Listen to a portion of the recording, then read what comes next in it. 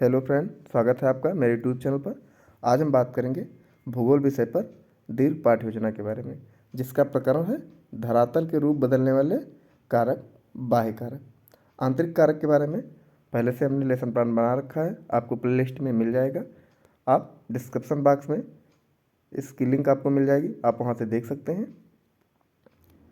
अन्य विषय के लेसन प्लान देखने के लिए आप हमारे यूट्यूब चैनल की प्लेलिस्ट में जाके वहाँ से देख सकते हैं। बहुत सारे विषय के बहुत सारे टॉपिक पे आपको लेसन प्लान मिल जाएंगे। अगर हमारा लेसन प्लान आप लोगों को यूजफुल लगे तो प्लीज़ चैनल को सब्सक्राइब कर लीजिएगा, लाइक करिएगा, कमेंट करिएगा और शेयर करिएगा। चलिए स्टार्ट करते हैं। ये हमारा पहला पेज है, ये दूसरा पेज है। तो पहले हम इसकी बात करेंगे, उसके बाद इसकी बात करेंगे। यहाँ पे आप दीर्घ पाठ योजना डाल देंगे, जो भी संख्या होगी वो डाल लेंगे आप। फिर आप संस्था का नाम डालेंगे, जिस संस्था में आप टीचिंग करें वो रहेगा। फिर दिनांक, जिस डेट में आप टीचिंग करें वो डालेंगे। कक्षा, विषय सामाजिक विज्ञान है। उप विषय के अंतर्गत आपका भूगोल है। चक्र, जिस चक्र में आप पढ़ाएंगे वो डालेंगे। और अवधि 40 मिनट। जो दीर्घ पाठ योजना होता है वो 40 मिनट का होता है। फिर आप प्रकरण डालेंगे। प्रकरण है धरातल के रूप बदलने वाले कारक, बाह्य कारक। फिर आप सामान्य उद्देश्य लिखेंगे। एक चीज़ हम आपको और बता दें, अगर हमारे इस वीडियो की स्पीड तेज़ होगी तो आप वीडियो को स्लो मोशन में करके या वीडियो को रोक करके आप देख सकते हैं। प्रत्येक पाठ योजना में कुछ सामान्य उद्देश्य और विशिष्ट उद्देश्य होते हैं। सामान्य उद्देश्य आपके विषय से संबंधित होता है और विशिष्ट उद्देश्य आपका प्रकरण से संबंधित होता है। तो पहले हम सामान्य उद्देश्य जानेंगे। जूम करते थे थोड़ा सा। पहला, छात्रों को भूगोल विषय के द्वारा स्थल संबंधित तथ्यों की जानकारी देना। दूसरा, भौगोलिक परिस्थितियों के अनुसार मानव जीवन को अनुकूल बनाने का ज्ञान प्रदान करना। फिर तीसरा, प्राकृतिक सौंदर्य का ज्ञान कराना। चौथा, छात्रों में भूगोल विषय के प्रति रुचि उत्पन्न करना। पांचवा, छात्रों को सामाजिक विज्ञान की उपयोगिता बताना। तो हमारे सामान्य उद्देश्य हो गए। अब आप विशिष्ट उद्देश्य लिखेंगे। पहला, ज्ञानात्मक उद्देश्य। छात्र धरातल के रूप बदलने वाले कारक, बाह्य कारक को जान सकेंगे। फिर आप बोधात्मक उद्देश्य लिखेंगे। छात्र छात्रा धरातल के रूप बदलने वाले कारक, बाह्य कारक के बारे में प्रत्यास्मरण कर सकेंगे। फिर आप अनुप्रयोगात्मक उद्देश्य लिखेंगे। छात्र छात्रा धरातल के रूप बदलने वाले कारक, बाह्य कारक के बारे में बता सकेंगे तथा उनका जीवन में महत्व समझा सकेंगे। तो आपका सामान्य उद्देश्य और विशिष्ट उद्देश्य हो गया। अगले पेज में आते हैं। अब लिखेंगे सहायक सामग्री। सहायक सामग्री में जिस भी सहायक सामग्री का आप उपयोग कर रहे हैं उनको लिखेंगे। जैसे प्रकरण से संबंधित कक्षा उपयोगी समस्त सहायक सामग्री, जैसे ग्लोब, रोलर बोर्ड, मॉडल, चित्र आदि। शिक्षण विधि में लिखेंगे व्याख्यान विधि, प्रश्नोत्तर विधि, प्रदर्शन विधि और भी जो भी आप विधि उपयोग कर रहे हैं उसको लिखेंगे। फिर पूर्व ज्ञान में आप लिखेंगे छात्र छात्रा धरातल के रूप बदलने वाले कारक, बाह्य कारक के बारे में सामान्य जानकारी रखते हैं। फिर जो आपका सबसे महत्वपूर्ण है, प्रस्तावना प्रश्न निकालना। जो लेसन प्लान का सबसे प्रमुख भाग होता है, प्रस्तावना प्रश्न निकालना। सबसे ज़्यादा कठिनाई होती है आपको प्रस्तावना प्रश्न निकालने में। तो आज हम जानते हैं कि प्रस्तावना प्रश्न कैसे निकाला जाता है। सबसे पहले आप प्रस्तावना प्रश्न लिखेंगे। यहाँ पे आप छात्राध्यापक क्रिया लिखेंगे। अगर आप छात्र हैं तो छात्राध्यापक क्रिया लिखेंगे। अगर छात्रा हैं तो छात्राध्यापका क्रियाएँ लिखेंगे। जो भी आप हैं उस हिसाब से लिख लेंगे। और इधर लिखना है छात्र छात्रा क्रियाएँ। पहला जो प्रश्न होगा उसका जो आंसर आएगा उसी से आपको दूसरा प्रश्न स्टार्ट करना है। तो चलिए देखते हैं कैसे। जूम कर लेते हैं थोड़ा सा। पहला प्रश्न है, जीवन किस ग्रह पर पाया जाता है? तो आप लिखेंगे पृथ्वी ग्रह पर। अब आंसर आपका पृथ्वी आया तो पृथ्वी से ही क्वेश्चन स्टार्ट करना है। पृथ्वी को और क्या कहा जाता है? धरातल, पृथ्वी, धरती, धरती माता, पृथ्वी माता। फिर तीसरा है, धरातल के रूप बदलने वाले कारक कौन कौन से हैं? तो बाह्य कारक और आंतरिक कारक। सॉरी।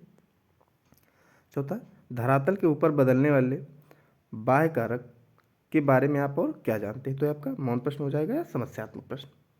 आपको मौन या समस्यात्मक प्रश्न लिख देना है। फिर आप उद्देश्य कथन लिखेंगे। छात्रों, आज हम सब मिलकर धरातल के रूप बदलने वाले कारक, बाह्य कारक के बारे में विस्तृत अध्ययन करेंगे।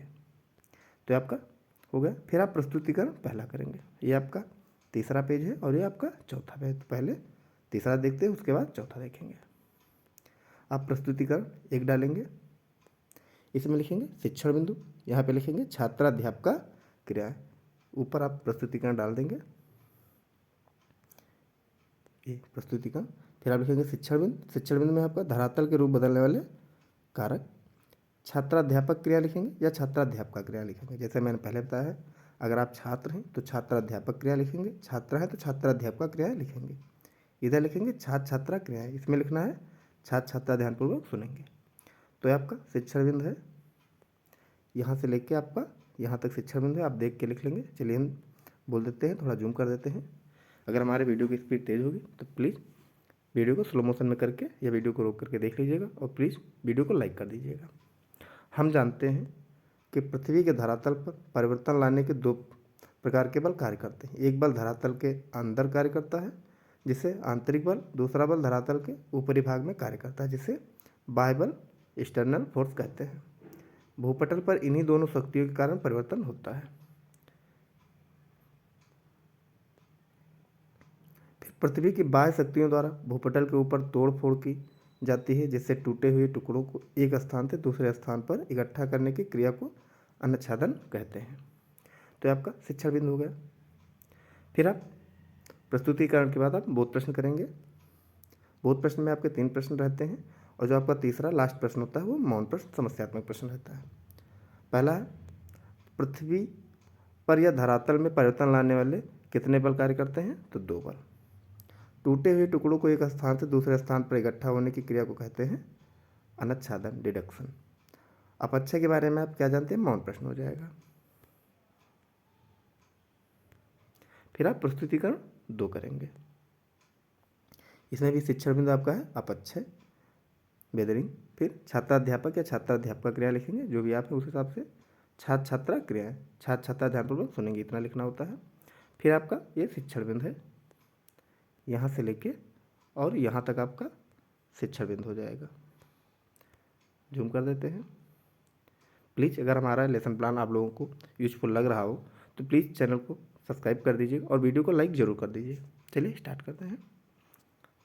ऋतुएं और मौसम के प्रभाव द्वारा चट्टानें धीरे धीरे अपने ही स्थान पर छोटे छोटे टुकड़ों में टूटती फूटती रहती हैं। चट्टानों के अपने स्थान पर टूटने फूटने की क्रिया को अपक्षय कहते हैं। अपक्षय के कार्य में ताप, वर्षा, जल, पाला, वनस्पति, जीव जंतु तथा मानव का हाथ रहता है।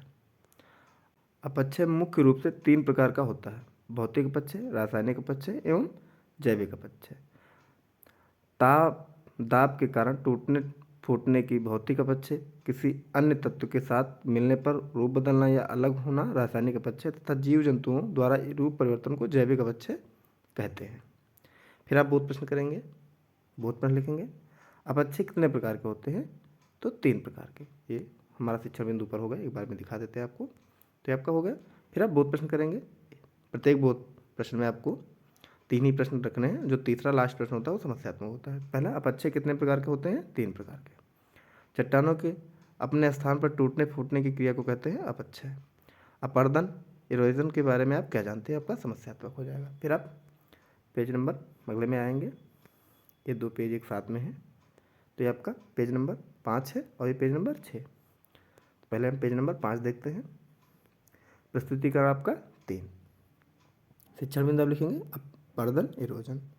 छात्राध्यापक है छात्राध्यापक क्रिया। अगर आप छात्र हैं तो छात्राध्यापक क्रिया लिखेंगे, छात्र हैं तो छात्राध्यापक क्रिया लिखेंगे और इधर छात्र छात्रा क्रिया, इसमें लिखेंगे छात्र छात्रा, ध्यानपूर्वक सुनेंगे। तो ये आपका शिक्षण बिंदु है, यहाँ से लेके और यहाँ तक आपका ये शिक्षण बिंदु है। चलिए देख लेते हैं।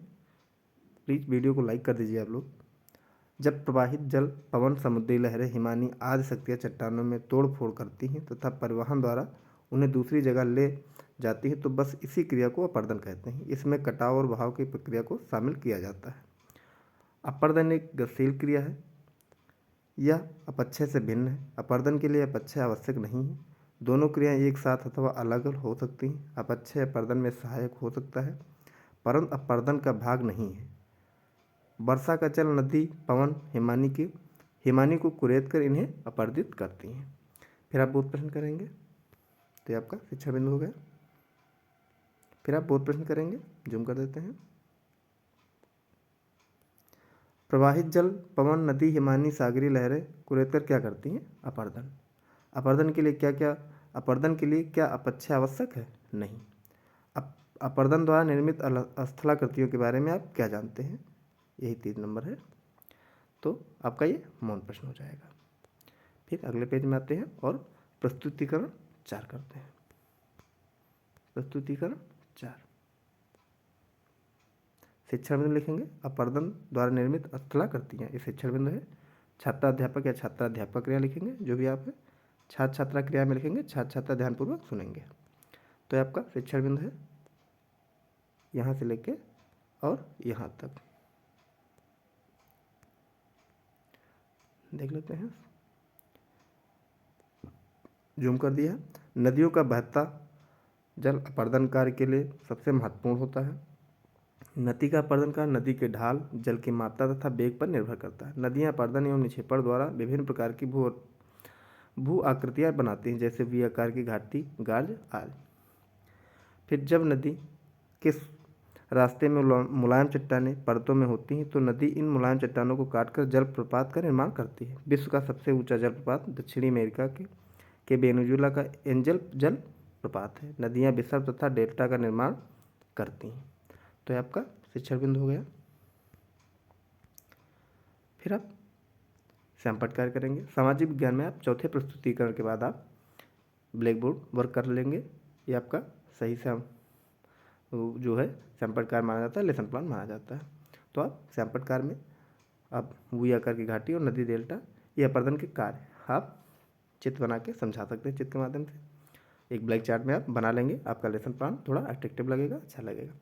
फिर अगले पेज में आते हैं। ये आपका लास्ट पेज है, ये आपका लास्ट पेज है। जूम कर देते हैं। फिर हम निरीक्षण कार्य करेंगे। चौथे प्रस्तुतिकरण के बाद आप जो दीर्घ पाठ योजना होता है उसमें 4 प्रस्तुतिकरण होते हैं, लघु पाठ योजना में 2 प्रस्तुतिकरण होते हैं। तो जो आपका लास्ट प्रस्तुतिकरण होता है उसमें आपका बहुत प्रश्न नहीं होता है, सीधे आप लास्ट में पुनरावृत्ति प्रश्न करते हैं। तो ये पुनरावृत्ति प्रश्न होगा आपका। तो पहले हम निरीक्षण कार्य देखते हैं। छात्राध्यापक या छात्राध्यापक छात्रों को सैंपट पर लिखे गए तथ्यों को अपने उत्तर पुस्तिका पर लिखने का आदेश देगा तथा स्वयं कक्षा में घूम घूम कर निरीक्षण करेगा या करेगी। ये आपका निरीक्षण कार्य होगा। फिर आप पुनरावृत्ति प्रश्न करते हैं। अगर हमारा वीडियो आपके लिए यूजफुल लगे तो प्लीज़ चैनल को सब्सक्राइब कर दीजिएगा, वीडियो को लाइक कर दीजिएगा, शेयर करिएगा, कमेंट के माध्यम से ज़रूर बताइएगा कि हमारा लेसन प्लान आप लोगों को कैसा लगा। अन्य विषय के लेसन प्लान आपको हमारे यूट्यूब चैनल के प्लेलिस्ट में मिल जाएंगे, आप वहाँ से देख सकते हैं। धरातल के रूप बदलने वाले ये बाह्य कारक पर लेसन प्लान है। आंतरिक कारक के बारे में आपको डिस्क्रिप्शन बॉक्स में लिंक मिल जाएगी, या प्लेलिस्ट में जाके देख सकते हैं। चलिए पुनरावृत्ति प्रश्न देखते हैं। आप पुनरावृत्ति प्रश्न लिखेंगे। यहाँ पे छात्राध्यापक या छात्राध्यापका क्रिया लिखेंगे, जो भी आप होंगे, और यहाँ पे छात्र छात्रा क्रिया। अपक्षय कितने प्रकार के होते हैं? 3। धरातल के ऊपरी भाग में जो बल काम करता है उसे कहते हैं बाह्य कारक। रासायनिक तथा जीव जंतुओं द्वारा रूप परिवर्तन को कहते हैं जैविक अपक्षय। अपक्षय के दो प्रकारों के नाम बताइए। तो भौतिक अपक्षय तथा रासायनिक अपक्षय। अपक्षय के कार्य में कौन कौन कार्य करता है? ताप, वर्षा, मानव आदि।